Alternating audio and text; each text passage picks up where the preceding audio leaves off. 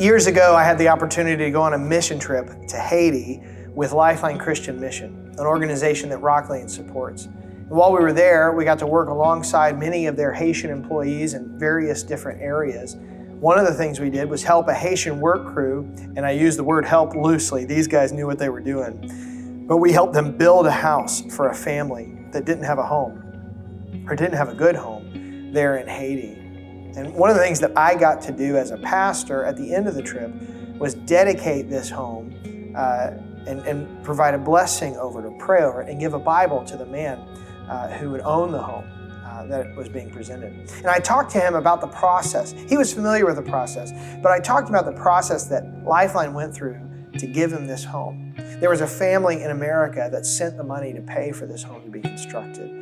There was a Haitian work crew there that did the work to build it. He himself had to provide the land and water for mixing the cement and building the house on. And then our group had come to help put the house together and be there for the celebration as it was given to him and his family. It was just a small one-room house for a family of 10 plus people, but you would have thought it was a mansion to these people. It was built out of cinder block. It had windows. You could lock the door.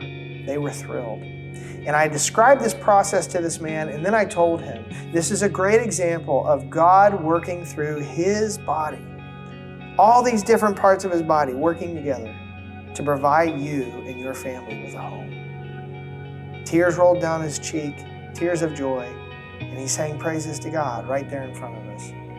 I got to be a part of God's work that day. Now, when you do the Lord's work with the Lord many times, if not most of the time, you don't see the immediate results. But you trust that God's going to use your work to make a difference, a big difference, long after you've done it. I don't think Paul ever imagined that his letters would be read for centuries after he wrote them. I don't think Moses ever imagined that his actions would be told for generations to come. Yet these guys did the Lord's work even when it didn't seem like they were making a difference.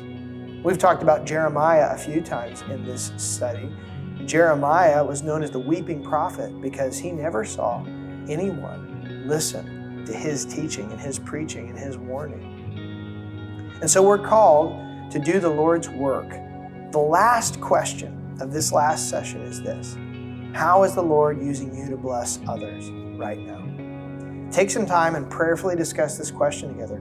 Brainstorm some ways that God might be calling your group to do his work with him. And also consider how God might be calling you to do his work at your workplace and in your neighborhood.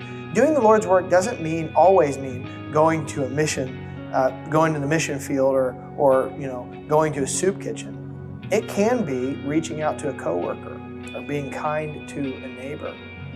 Consider these things prayerfully as you discuss the final leg in the stool that helps us know God.